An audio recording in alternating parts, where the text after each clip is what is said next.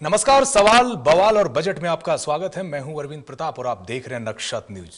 तो 14 सालों के सफर में झारखंड कहां पहुंचा है यह किसी से छिपा नहीं है, और विधानसभा की कार्यवाही इतने सालों में कितनी सफल रही यह भी अपने आप में एक अहम सवाल है।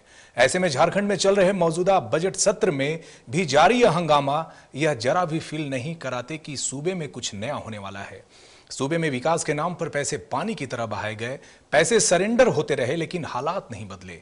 क्या है इसका कारण और क्या है निवारण? हम इन्हीं सवालों के जवाब को ढूंढने की कोशिश करेंगे आज की विशेष पेशकश सवाल बवाल और बजट में।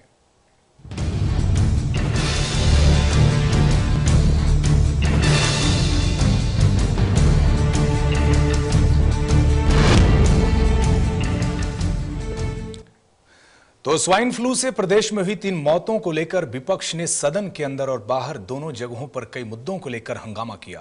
विपक्ष के नेता हेमंत सोरेन और जेवीएम विधायक दल के नेता प्रदीप यादव के नेतृत्व में स्वाइन फ्लू के लिए स्वास्थ्य सुविधाएं और इस रोग के इलाज के लिए किए जा रहे व्यवस्था को लेकर सरकार की जबरदस्त घेराबंदी की। वहीं प्रदीप यादव ने भी सरकार को कुंभकर्णी नींद में सोई सरकार बता दिया। वहीं स्वास्थ्य मंत्री सदन में सिर्फ आश्वासन ही देते नजर आए। हालांकि इन सबके बीच सरकार ने मनरेगा और पथ निर्माण के बजट को जरूर पास करा लिया। देखिए इस रिपोर्ट में। झारखंड विधानसभा के अंदर और बाहर स्वाइन फ्लू का मामला बेहद गरमाया रहा। सदन के बाहर जहां विपक्ष ने इस मामले को लेकर प्रदर्शन किया, वहीं सदन के अंदर भी विपक्ष ने नेता हेमंत सोरेन और जेवीएम के प्रदीप यादव ने जोरदार बहस की मांग की। नतीजन सदन के अंदर विधायी कार्यों के बाद स्वाइन फ्लू के मामले पर जोरदार चर्चा हुई। सरकार के नाम के नीचे मौत हो रही है और ये आज की कोई नई बात नहीं है। आगे अभी पिछले 2-3 महीने से ये पूरे देश में चर्चा का विषय है। देश में कई राज्य में स्वास्थ्य मंत्री बीमार हो रहे हैं इसी बीमारी से। अध्यक्ष महोदय, हमारे पास दवा है जो 3 तरह की दवा जो है, तुझे 3 तरह की दवा उपलब्ध है। हमने हर एक सदर हॉस्पिटल में पहुंचा दिए हैं। हर एक तरह की व्यवस्था है और हम संज्ञान देते हैं। ऐसी बात नहीं है कि मर रहा है तो हम ही आपको जवाबदेही हमको मिली है। जैक में 271 कर्मचारियों को अस्थायी करने की मांग मनोनीत विधायक जीजे गलेस्टिन ने उठाया।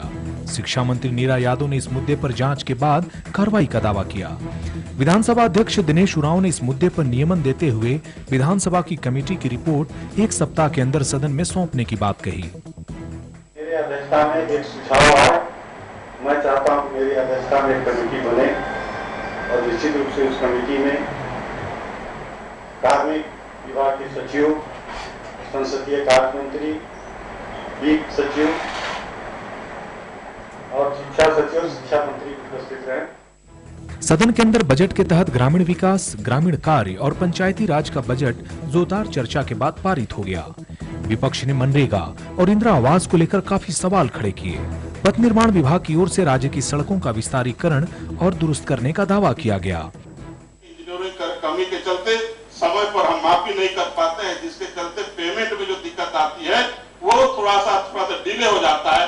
इसलिए हम इस तरह की व्यवस्था करने जा रहे हैं जिससे कि वहां पर स्थानीय स्तर पर जो उस मनरेगा के तहत जो काम करने वाले लोग हैं उन्हीं के माध्यम से कम जो स्टार्टिंग माफी शुरुआत जो होता है उस एमबी को बनाने का काम करेंगे। ग्रामीण विकास मंत्री ने मनरेगा में भ्रष्टाचार दूर करने का दावा किया।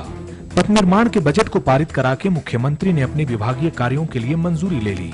वहीं 3200 करोड़ के ग्रामीण विकास और 1900 करोड़ के ग्रामीण कार्य के तहत ग्रामीण क्षेत्रों में पुल पुलियों के निर्माण को सुनिश्चित किया गया। बजट सत्र में चर्चा के दौरान जहां स्वाइन फ्लू के मुद्दे पर गंभीर चर्चा हुई, वहीं जैक का भी मुद्दा पहली पाली में उठा। अब ऐसे में कई महत्वपूर्ण मुद्दे इस झारखंड विधानसभा में उठे जिसका निराकरण शायद झारखंड की जनता भी जानना चाहेगी। कैमरामैन बाबू के साथ अशोक कुमार, नक्षत्र न्यूज, रांची। चलिए, बड़ा सवाल है कि आखिर सरकार जनहित के मुद्दों के प्रति कितना गंभीर है और सदन में इस बजट सत्र में जनहित के मुद्दों के लिए सरकार की जो बजट है वो किस तरीके से पेश हो रही है। तो हमारे साथ 2 खास मेहमान हैं और इस कार्यक्रम को आगे बढ़ाएंगे, सॉल्यूशन ढूंढने की कोशिश करेंगे, बजट सत्र पर बहुत सारी बातें करेंगे और जानने की कोशिश करेंगे कि आखिर झारखंड के 14 सालों का सफर आखिर थम सा क्यों गया है। तो हमारे साथ इरफान अंसारी जी हैं, कांग्रेस के एमएलए हैं। स्वागत है आपका इरफान जी। और मनोज प्रसाद जी हैं जो स्वतंत्र पत्रकार हैं, वरिष्ठ पत्रकार हैं रांची के। आप लोगों का स्वागत है नक्षत्र न्यूज के इस विशेष पेशकश में।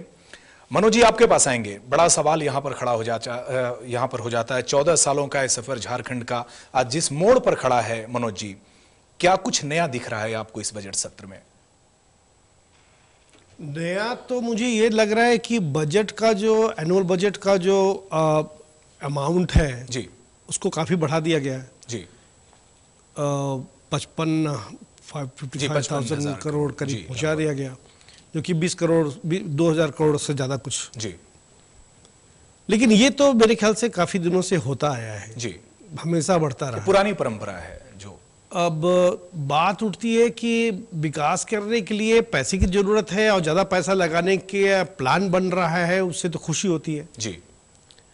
लेकिन गंभीर समस्या एक सबके दिमाग में जो बजट के बारे में जानते हैं जी, वो ये है कि हम लोग का दो चीज पर ध्यान शायद पता नहीं है कि नहीं है, आई डोंट नो जी, लेकिन वो बड़ा इम्पोर्टेंट है जो कि हर एक व्यक्ति के दिमाग में रहता है जो कि जब बजट के बारे में जानते हैं जी, वो ये कि हम लोग हर साल जो बजट एनुअल बनाते हैं जी, वो तो बनाते हैं, लेकिन तब उठता है सवाल कि 50% भी पूरी तरह से खर्च नहीं कर पाते जी। 60% 70% जो भी कुछ हो। जी बिल्कुल। दूसरा बात यह है कि जो खर्च होता है वो उसका क्वालिटी वर्क्स उस पैसे का हो रहा है कि नहीं हो रहा है। क्योंकि मुझे लगता है कि अगर 100 रुपया का काम हो तो 100 रुपया का क्वालिटी वर्क्स हो। मुझे अभी तक पता नहीं क्यों, एक्चुअली आई पर्सनली फील कि सरकार कोई इंस्टीट्यूशनल वर्क मेरे ख्याल से अभी तक मुझे दिखाई नहीं पड़ता। हो सकता है कि मैं जानता नहीं हूं, लेकिन अभी तक मुझे ये दिखाई नहीं पड़ रहा कि कोई इंस्टीट्यूशनल वर्क किया गया हो जिससे कि ये राशि जिसका बड़ा प्रभाव देखने को मिले, परिवर्तन दिखाई पड़े, जो कि आने वाले समय में जो बजट बनाते हैं उसका पूरा रुपया क्वालिटी प्रोडक्ट्स में काम आए। ये नहीं कि रुपया खर्च कितना हुआ, दैट इज नॉट इंपॉर्टेंट। अगर आप 100 रुपया भी खर्चा कीजिए तो 100 रुपया का पूरा अच्छा रूप से खर्चा करें, वो उसके लिए कोई इंस्टीट्यूशनल काम अभी शायद मुझे नहीं लगता, मैं जानता नहीं हूं कि ऐसा हुआ है। क्योंकि ये बड़ा ही इंपॉर्टेंट मुद्दा इसलिए है कि विगत 14 सालों में राज्य में जो पैसा खर्चा होता है, हम जानते हैं अच्छी तरह से कि फॉर इंस्टेंस हम सब जानते हैं कि मान लीजिए कि 50 रुपये का नाली बन गया, एक 6 महीने के बाद नाली टूट जाता है। बिल्कुल। तो बात उठता है कि रुपया तो खर्चा हो गया, बजट में आप दिखा दिए 50 रुपया खर्चा हो गया, लेकिन वो क्या पर्पस सर्व किया, that is also should be looked into. मुझे लगता है ये पब्लिक फंड है और पब्लिक फंड में ये जरूरत इस बात की है कि जो भी पैसा खर्च हो, एक तो नंबर 1 कि आप 100% अचीव कीजिए कि खर्च हो, और खर्च हो तो ऐसा हो कि आने वाले कम से कम 5 साल में या 10 साल में वो रोड जो है खराब नहीं हो। अब ऐसा होता है कि रोड बनता है और 2 महीना बाद टूट जाता है, नाली बनता है तो फट से टूट जाता है। सवाल यहां पर बहुत इंपॉर्टेंट ये है कि budget banana is not difficult. I am telling you, it is so simple कि आप इसको बजट को नंबर बढ़ा दीजिए, रोड पर इतना खर्चा दिखा दीजिए, ये कर दीजिए। चीज ये है कि आप उस प्लान को कैसे एक्सिक्यूट करते हैं। प्लान तो बना लिए, लेकिन एक्सिक्यूट करने के लिए बहुत जरूरी है कि कैसे उसको एक्सिक्यूट करते हैं, क्वालिटी प्रोडक्ट को कैसे लाते हैं हर राज्य में। आज के दिन में मैं गया था महाराष्ट्र, वहां पर यही डेवलपमेंट इशू पर बात करने के लिए, तो आप पाएंगे कि वहां पर लोग आज के दिन में ये चीज पर बहुत जोर दे रहे हैं कि किस तरह से पब्लिक फंड जो खर्चा हो रहा है प्लान के द्वारा, उसका क्वालिटी प्रोडक्ट उसको मिले, क्वालिटी डेवलपमेंट हो। तो उस पर मेरे ख्याल से और राज्यों में हो रहा है। लेकिन मुझे अभी तक एक भी बात दिखाई नहीं पड़ता जिसमें सरकार इसको सीरियसली इंस्टीट्यूशनल वे में काम करके इसको क्रियान्वयन कर रही हो। अगर कर रही हो तो मुझे मालूम नहीं। यानी कि मॉनिटरिंग की अगर बात करें, क्वालिटी कंट्रोल की बात करें, तो दोनों चीजों का अभाव लगातार देखने को मिल रहा है। इस बार भी देखने को मिलने की पूरी प्रबल संभावना यहां पर आपके हिसाब से नजर आ रही है। चलिए इरफान जी, मनोज जी की बातों से कितना इत्तेफाक रखते हैं? चूंकि आप एक युवा चेहरे हैं, मुखर भी रहे हैं और बहुत मुखर तरीके से आवाज बुलंद करते रहे हैं समस्याओं के बाबत, कितना इत्तेफाक रखते हैं और मौजूदा बजट सत्र को लेकर कितनी संभावनाएं आपको बेहतर नजर आ रही है? देखिए, हमारे साथी अभी मनोज बाबू बता रहे थे, टेक्निकल बात बता रहे थे। जी बिल्कुल। और हम लोग आते हैं ग्रामीण से जुड़े हुए जी, लोग वोट देता है, मैं आता हूँ, उनकी समस्याओं को हम लोग देखते हैं जी, क्या क्या मूलभूत समस्या है, क्या क्या झारखंड के गांव में क्या रिक्वायरमेंट है जी। तो आज जो बजट पेश हुआ, ग्रामीण विकास विभाग, पंचायती राज जी और पथ निर्माण विभाग, राशि निश्चित तौर पर काफ़ी है जी, 5 गुना ज़्यादा राशि इस बार बजट में पेश हुए। तो हमको नहीं लगता है, आपने सही कहा कि 14 साल झारखंड का विकास नहीं हुआ जी। और जो बजट आज पेश हुआ, जो जिस पर आज हम लोगों ने डिबेट किया, चर्चा हुआ, तो गरीबों के लिए कुछ नहीं है इस बजट में जी, आम आदमी के लिए कुछ नहीं है जी। बड़ी बड़ी बातें, लगता है कि गुजरात की कंपनी आई हुई है यहाँ और बजट बना के दे दिया, वही मुख्यमंत्री जी हमारे पेश कर दिए जी। आज हमें देखिए, लोगों को रहने के लिए इंदिरा आवास चाहिए जी, घर नहीं है यहाँ लोगों के पास। आप क्वालिटी प्रोडक्ट की बात तब कीजिएगा जब आप खुशहाल हों। बिल्कुल। हम आज बड़े बड़े लोग तुलना करते हैं, ये गाड़ी खराब है, ये गाड़ी अच्छी है, तो वो खुशहाल है वहाँ, आय के स्रोत बढ़ने चाहिए। जी। आज हमारे यहाँ, हमारे गांव में आप चले जाइए जी, हमारे संथाल परगना से मैं आता हूँ, वहाँ लोग हड़िया बेचते हैं जी, दारू बेचती है हमारी महिलाएं, स्थिति है, दारू बेचती है जी, और दिन भर 25 रुपया कमाती है, तो रात में खाना बनता है जी। और ये सरकार, भारतीय जनता पार्टी की सरकार, 14 साल आपको जनता ने जिता के भेज दिया, आप राज कर रहे हैं, उसकी कोई चिंता नहीं है आपको। चिंता क्या है? पैसा आएगा, बजट बना ले। इरफान जी, कोई नई बात नहीं है। 14 सालों के सफर में कांग्रेस भी उतनी बड़ी सहभागी रही है इस सरकार में। हम लोगों ने नरेगा दिया जी। आज गांव में आप जाइए तो लोग खुश होता है, नरेगा के नाम से खुश होता है जी। उसको आय का स्रोत हम लोगों को दिखाया, 200 रुपया उनको मिलता है। जब 25 रुपया वो दिन भर 25 रुपया कमाता है, खून पसीना बहाता है, हमारे एक भाई आदिवासी भाई या आदिवासी कोई भी कास्ट हो, 25 रुपये में खुश था। कांग्रेस की सरकार ने नरेगा और मनरेगा जैसी योजना दिया जी, और जिसके कारण 200 रुपया 250 रुपया उसको मिलने लगा जी, जिससे उसका स्रोत बढ़ा। लेकिन मनरेगा में व्याप्त जटिलताओं ने मनरेगा को धरती पर उतरने कहां दिया इरफान जी? क्योंकि आप जिस ग्रामीण इलाके से आते हैं इरफान जी, बहुत नजदीक से आपने समस्याओं को देखा है, विरासत आपको, राजनीति आपको विरासत में मिली, समृद्ध इतिहास रहा है राजनीति का आपका।